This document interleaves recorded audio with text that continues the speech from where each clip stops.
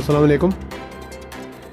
मलकवाल से मुखातब न्यूज़ के प्रोग्राम हम लोग में तहसीलदार ऑफिस मलकवाल में साइलिन की हाज़िरी और परेशानी बारे रिपोर्ट।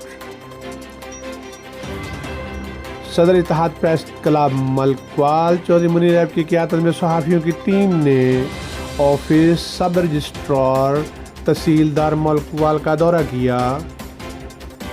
तहसीलदार शुएब भट्टी से मुलाकात की। तहसीलदार ऑफिस मलकवाल आए साइलिन की बेचारगी का अंदाज़ा लगाया जा सकता है। शदीद तरीन गर्मी और हबस के मौसम में ऑफिस के बाहर बैठे दरख्वास्त गुजारों का अंदाज़ इंतज़ार।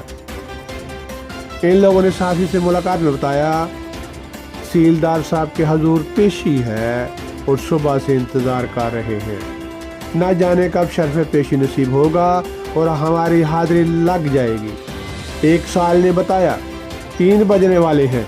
अभी एक सरकारी मातहत मुलाजम आएगा और बताएगा कि तहसीलदार साहब ने नमाज पढ़नी है और फिर मीटिंग में चले जाना है और रीडर हमें तारीखें दे देगा।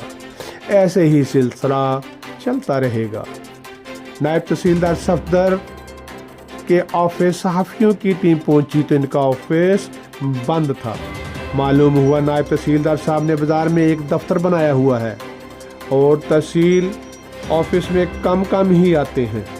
क्या छोटे अफसरों और मातहत अमला में इंसानी कदरों की ज़रूरत है?